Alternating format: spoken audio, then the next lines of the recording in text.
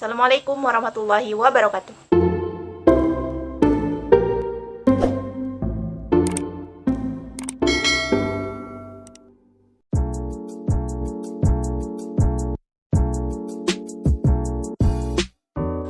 Kali ini saya akan membahas sesuai requestan kalian di Facebook tentang quote yang ini.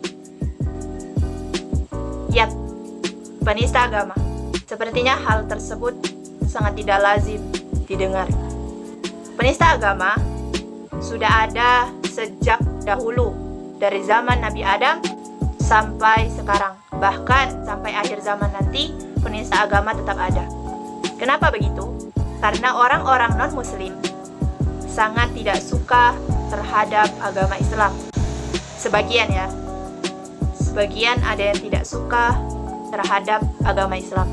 Bahkan ateis pun juga benci terhadap Islam. Kenapa? Karena Islamlah satu-satunya agama yang kita yakini kebenarannya. Sebelum kita membahas lebih lanjut tentang penista agama, Revi mau kalian menonton dulu tayangan berikut ini. Dunia ini ada undang-undang dan peraturan. Peraturan bapak kau. Ada tradisi dan ada adat. Yap, apa yang kalian rasakan setelah menonton tayangan tersebut? Pasti sakit hati bukan? Marah dan sangat kesal terhadap perlakuan orang-orang yang membenci terhadap Islam. Tapi, apakah kita membalasnya dengan seperti ini? Teman-teman sekalian, jangan sekali-kali kita mengotori lidah kita dengan perkataan-perkataan yang kotor, yang tidak benar. Lihatlah orang-orang terdahulu sebelum kita, yang mana cacian, hinaan lebih berat dari apa yang kita rasakan sekarang. Iya, saya juga merasakan hal yang sama seperti kalian. Sakit hati, benci, dendam, dan kesal, dan ingin sekali berkata kasar terhadap orang-orang yang menistakan agama kita. Bagaimana tidak? Agama yang kita yakini kebenarannya, agama yang suci, dan agama yang selalu menjadi kebanggaan kita, dihina-hina dan dinistakan.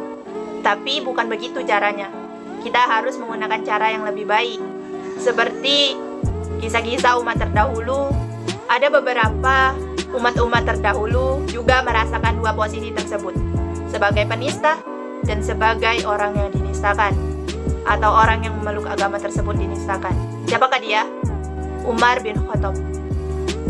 Dulu Umar sangat benci sekali terhadap Islam, dan dia orang yang sangat kejam, bertindak sewenang-wenang terhadap Rasulullah Shallallahu Alaihi Wasallam. Umar bin Khattab merupakan orang yang sangat temperamental, sangat tidak suka terhadap Islam. Tetapi Umar merasa takjub terhadap orang yang memeluk agama Islam pada saat itu, Nabi kita, Nabi Muhammad SAW. Umar bin Khattab takjub dengan Nabi Muhammad karena Nabi Muhammad walaupun dihina agamanya, fisiknya, dan lain-lain, tetapi dia tetap sabar dan bersikap baik. Lalu dia bingung, Umar. Dia merasa, wah, sepertinya orang Islam ini sangat bagus ya. Kok dijelek-jelekin, kok dihina-hina, tapi merasa baik-baik saja dan tidak berubah sekalipun akidahnya. Dan kebingungan tersebut ditambah dengan masuk Islamnya adiknya Fatimah. Lalu adiknya dipukul dan disakiti pada saat itu. Tapi suatu ketika Umar membaca Al-Quran yang dipegang oleh Fatimah, yaitu dalam surat Thaha ayat 14. Disitulah Allah memberikan hidayah kepada Umar. Lalu bagaimana jika penghinaan tersebut terjadi di sosial media? Misalkan seperti tayangan tadi. Kita tidak boleh seperti orang-orang yang berkata kasar tadi. Tidak boleh sama sekali, itu hanya menambah dosa kita dan tidak akan bisa merubah atau menyelesaikan permasalahan.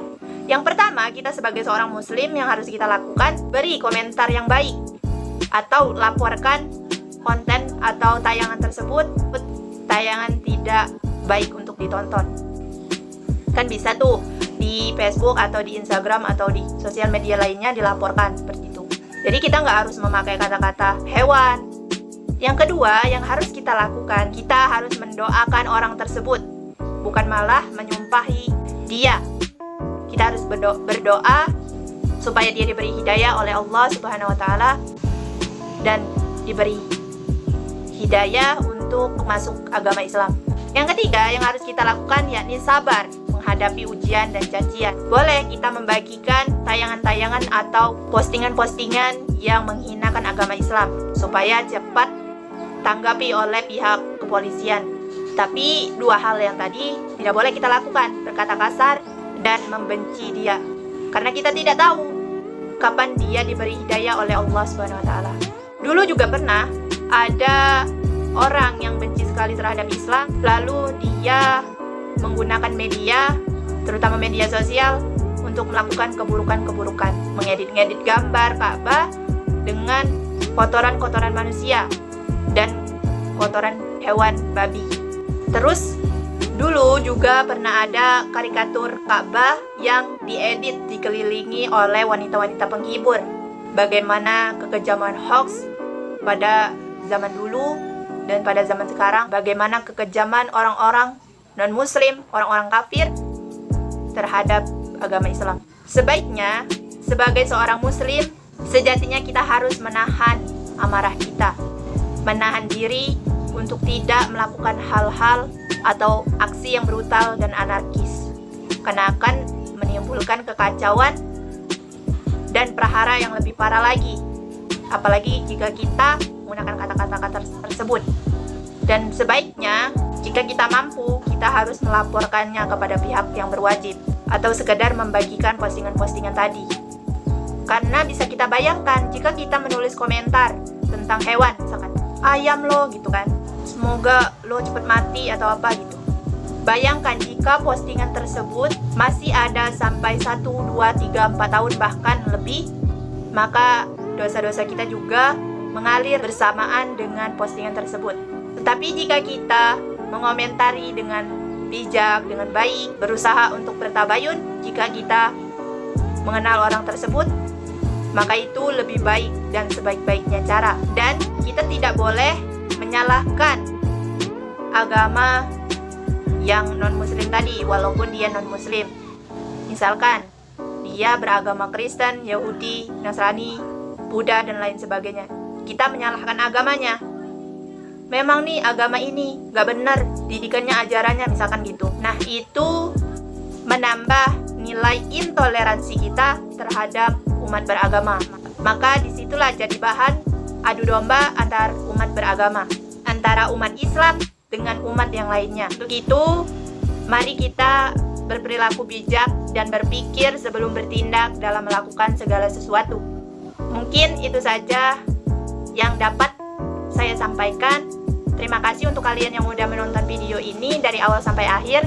Semoga bermanfaat, semoga menjadi amal jariah buat kita semua. Dan jangan lupa klik subscribe, like, dan komen, dan share ke teman-teman kalian jika kalian merasa video ini sangat bermanfaat. Bila bisa bililhaq, fastabiqul khairat. Wassalamualaikum warahmatullahi wabarakatuh.